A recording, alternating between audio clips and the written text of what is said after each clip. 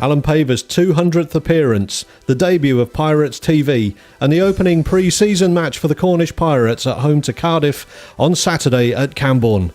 Cardiff travelled to the Duchy as Welsh Premiership champions of last season and were difficult opponents for the home side during the first half an hour of the game. The Welsh side taking the lead against the run of play with some 15 minutes played, despite the Pirates attacking from all over the park. James Doherty, the new find at scrum half, causing lots of problems for the blue-shirted visitors as the Pirates piled forward, spending lengthy periods camped in the Cardiff 22. When the Welshmen did escape, Rhodri, McAtee and Rob.Cook were always on hand to run the ball back, causing all manner of problems on a humid afternoon when both sides took every opportunity to get fluids on board.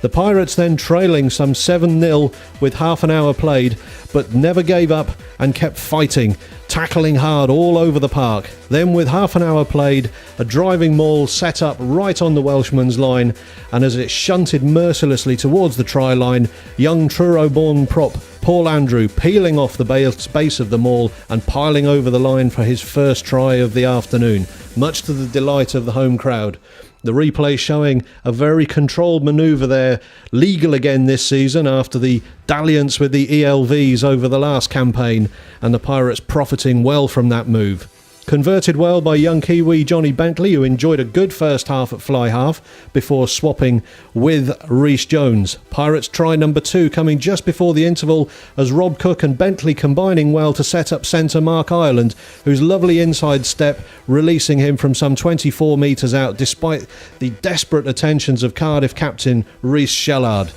The crowd enjoying it now as the Pirates edging into a 12-7 lead, and the players enjoying it as well as confidence began to rise on the field of play. Cardiff edging themselves back into the game with a penalty just before the break from fly half Davies, but the Pirates were not to be outdone, and in the final act of the first half, Bentley slotting a left foot kick from the 22 to give the Pirates a 15-10 lead at half-time in what had been a very hard-fought contest.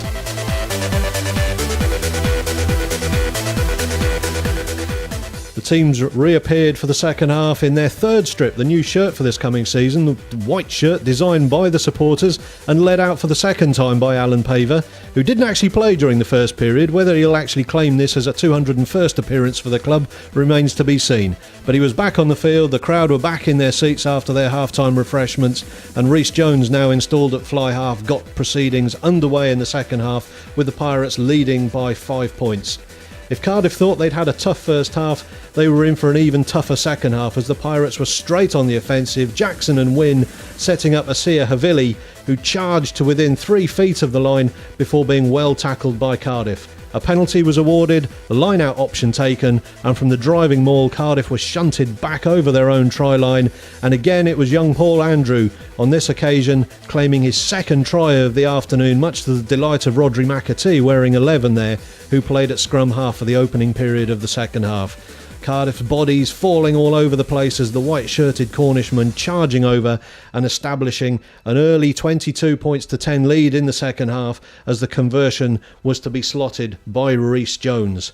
Stepping up, hitting the ball left-footed from just to the left of the post, a little bit fortuitously, but he won't mind that, and the crowd starting to really relax and enjoy themselves as they found their voice during the second period of the afternoon. Cardiff responded very briefly on 48 minutes with a penalty from Davies. That was to be their final points of the afternoon as the Pirates relaxed and let loose about their Welsh visitors. Up on the offensive again, the Pirates claiming the ball close in, another driving maul, which is certainly something they've really practiced and has become well disciplined for them in a very short space of pre-season, again charging over the Cardiff line, and this time it was number 8, Kiwi and recent signing from Coventry Laurie McGlone, who claimed the try, although coach Ian Davis quipped afterwards that Andrew may well claim it as his hat-trick. Rhys Jones, the picture of concentration as he struck the ball majestically left-footed to give the Pirates a 29-13 lead. Cardiff rallied briefly, but then Rhodri McAtee with a quick tap penalty, the try of the game, setting off on a blistering 60-metre break deep into Cardiff territory, drawing the fullback, flipping the ball selfishly inside, and Jimmy Moore on his left-hand shoulder absolutely express-like beneath the posts, and his first try of the afternoon to the joy of his fellow backs. The replay shows Moore calling for the ball as he hurtled up behind McAtee, and a beautiful pinpoint pass setting up the try for the former Coventry back. The crowd celebrating and saluting their delight with that as the rain suddenly swept across Camborne. McAtee replaced just after the try by Gavin Cattle, who's returned to the club as skipper, but the Pirates lost no cohesiveness again as they tore into the Welsh visitors, forcing them backwards at every given opportunity. Again, quick interplay from the Pirates' backs, this time releasing an attack down the right wing which was to be so profitable during the second period. Again, Cattle getting in there with backs lined up on both sides of him, a good break by the forwards.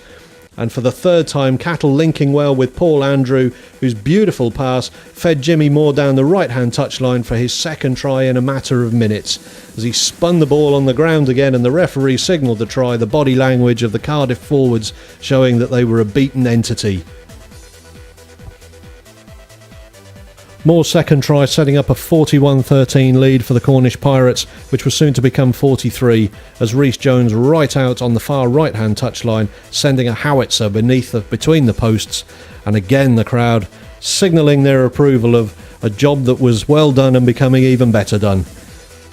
6 tries in the bag already, it was soon to become 7, and then on to 8, and eventually to 9, as the Pirates attacked in waves of white shirts. Cattle again, a fulcrum here as the ball is fed out to Luke Collins. He does the donkey work driving forward, setting up the platform, and then a lovely looping pass finds Wes Davies, and Wes Davies flipping the ball inside to Jimmy Moore for his hat-trick score of the afternoon. The rain had stopped and the crowd were in absolute party mode as Cattle instigating and driving the side forward at every given opportunity, pushing them to outside the Cardiff 22 again. A lovely little jinking inside step there from Rhys Jones, setting up another platform, and the right-hand flank which proved so profitable all afternoon, this time finding Jimmy Moore again as Wes Davies fed him, and then back inside to Wes Davies, who cantered home beneath the posts for his second try of the afternoon.